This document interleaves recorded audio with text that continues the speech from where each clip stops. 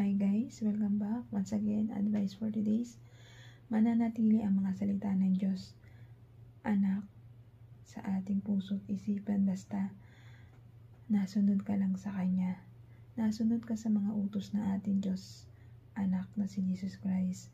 Once ang isang tao nasunod sa mga salita niya, ay tsak na tsak, ginagabayan niya tayo ng pagmamahal niya at pagmamahal niya. Ang Diyos Ama, ang Diyos Anak ay nagmamahal sa atin. Kaya ikaw bilang isang tao, maniwala at magtiwala lang po sa ating Diyos Anak na si Jesus Christ. Lagi kang manalig manampalataya sa Kanya. Baguhin na po natin yung mga gawaing mali natin dito sa ibabaw ng mundo. At pagsisihan po natin kasi pag nananalig tayo sa ating Diyos Anak, para na rin po tayong nananalig sa ating Diyos Amang nasa langit na buhay.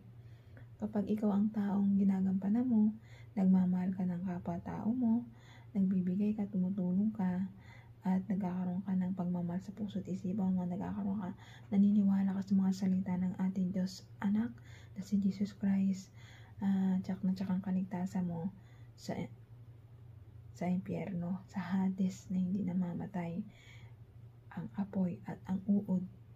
Kapag hindi ka kasi sumusunod sa ating Diyos Ama, Diyos Anak, tsak na tsak, maliligaw ka ng landas. Kasi bakit nag-aano ka nag-a-addict ka nagnanakaw ka, pumapatay ka. Ang gusto lang naman ng ating Diyos Anak na gumawa ka ng mga kabutihan dito sa ibabaw ng lupa. Puro lang kabutihan po gawin natin. Huwag po tayo mag-isip ng di maganda sa ating kapwa-tao. Ang pag-isip ng di maganda sa kapwa-tao natin ay nagdudulot ng kasawian sa ating kaluluwa.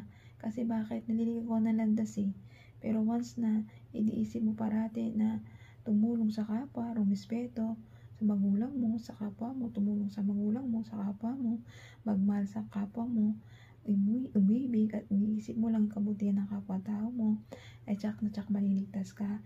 At yung mga salita ng Diyos, kinispread mo to, nag-a-advise ka, nagpipreach ka sa mga kapwa-tao mo, iniibig mo yung kapwa-tao mo, puro kabutihan lang iniisip mo para sa kapwa-tao mo, ay tsak na tsak maliligtas ka.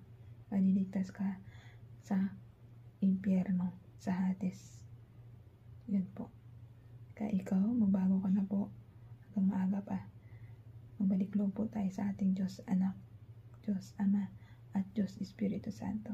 Habang may oras ka pa, baguhin mo na po yung mga maling gawa mo na ulit-ulit mong ginagawang kasamaan. Dahil hindi po tama yan. Nandito ako sa inyo nagpipreach dahil lagi gusto ko